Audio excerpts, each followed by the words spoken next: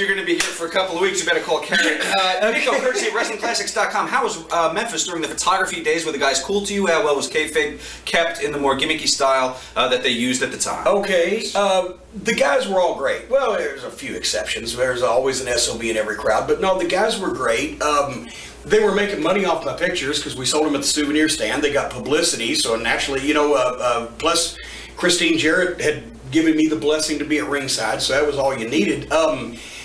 Kayfabe was weird because, well, first of all, I was never allowed in the locker room until my first day at Memphis TV, because I was never, only then, it doesn't matter whether you were a photographer or whatever, in the Memphis territory, people on the card, wrestlers, referees, and anybody in the office got in the locker room. Cops didn't get in the locker room.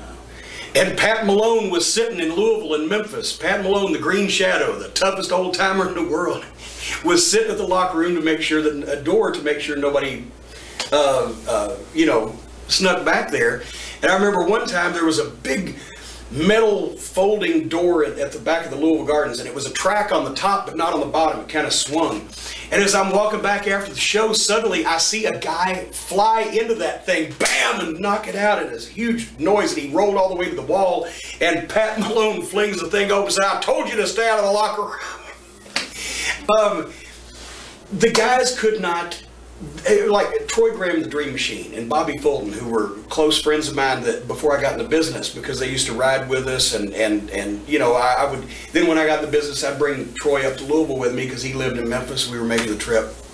Before I got in the business, they would acknowledge that I was smart, but most of the guys, and of course Lawler would tell me things that I needed to know or places I needed to be to get pictures or whatever, but no, they didn't say anything to me, and I didn't tell them I was smart. As a matter of fact, the first day that Jerry Jarrett asked me, "Do you want to be a manager?" he said, "My mother told," and I'd never told Christine Jarrett I was smart, but she knew. Yeah.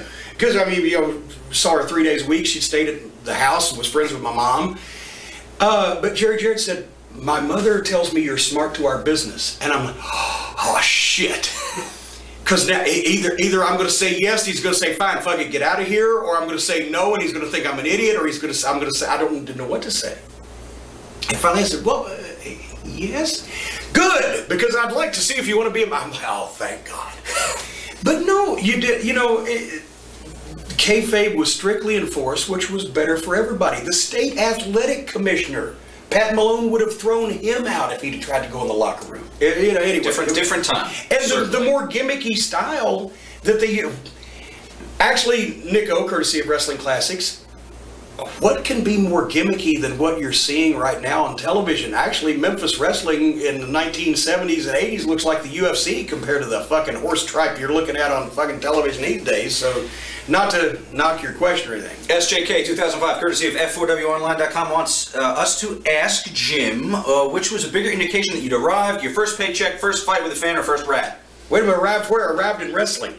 Yeah. First paycheck, first fight with a fan, or first rap?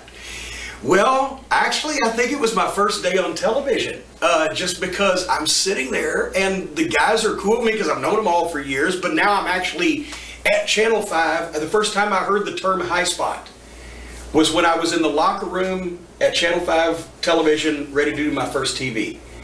Because people didn't talk smart, there was no internet. The newsletters were kayfabe newsletters.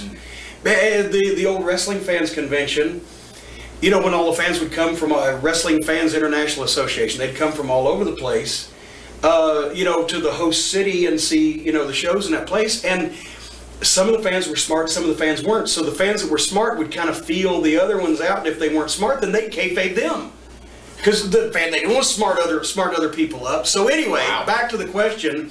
When I'm at Memphis television and I'm hearing all these words that I don't know what the fuck they mean, but now I can tell by context, either the snow's falling off the roof or we're next to the Newark airport or something.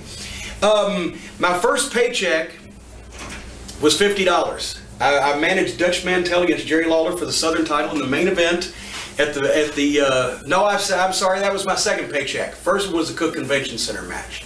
That was $50. The second one, Southern title, managed Dutch Mantel versus Jerry Lawler at Mid-South Coliseum, that was $75. $75? Yeah, so I didn't think I'd arrived anywhere at that, but I was pleased to do it because I would have done it for free. First fight with a fan was in Evansville, Indiana. Me and Jimmy Hart had a handicap match against some babyface, maybe Terry Taylor, Coco Ware, can't remember who, and somehow or another they didn't beat me and Jimmy up bad enough, because then some drunk guy from Evansville came and took a swing at me and thankfully missed me and then hit Jimmy. And the first rat we won't go into, because actually I wasn't even in the business.